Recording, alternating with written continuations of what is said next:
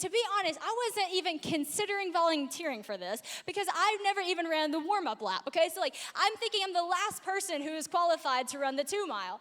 And keep in mind, the race is in 2 days, so there's no like preparation that's going to happen. So he goes, okay, if nobody volunteers to run the 2 mile, then I'm gonna have to call somebody. And everybody at this point is kind of getting a little nervous, but I wasn't even nervous because I didn't even think that he would ever say my name. So we're sitting there and he goes, okay, I'm gonna have to do it. Sadie, you're running the 2 mile. I'm like, what? And he's like, yeah, you're running the 2 mile, you got it. And I'm not kidding, not only did I start laughing, everybody started laughing because it was like that comical. And I was like, ha ha, good one, who's doing it? He's like, no, it's actually you. I'm like, woo.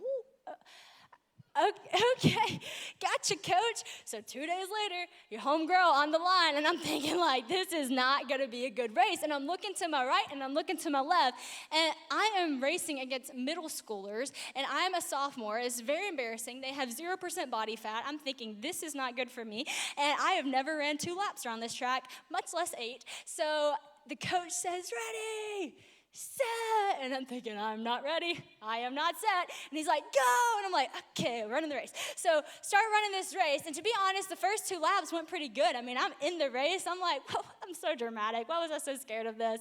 Oh man, well, you see, what I didn't realize is everybody else paces the first 2 laps in the 2 mile. Yeah, so lap 3 comes around, and I'm winded, and I'm thinking, I don't even know how I'm gonna keep running this race. So I keep going.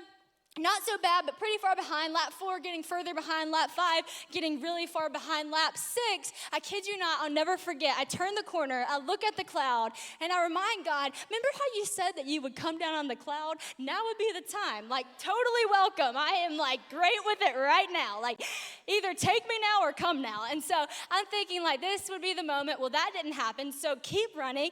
Lap 7 is when my worst nightmare came to life. What happened was I started to realize that I'm about to be overlapped. All right, now you think that's bad, it gets worse.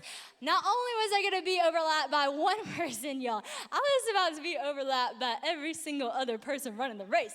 And so if it hasn't hit you yet, what was hitting me is that means I'm doing the last lap alone.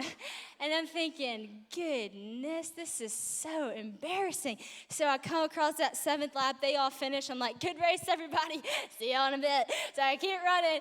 And y'all, I'll tell you, when I came around that 100, I just bowed my head. I was walking with a bounce. I'm thinking like, just can this be any worse? And right in this moment where I'm feeling so much shame, so much embarrassment, totally humbling moment, I look up and all of a sudden I see my brother, John Luke, start taking off from the stands to the field. And I'm like, what?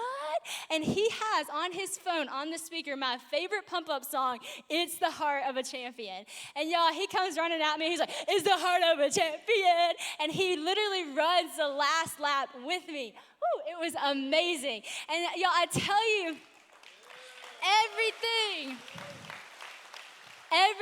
about this moment was totally redeemed. Like, I'm not kidding. I don't even know how this happened. But in one moment, I think it's over. I also don't have breath. I'm so winded. I'm so tired. But the minute my brother started running with me, it was like energy came from where I did not have energy before.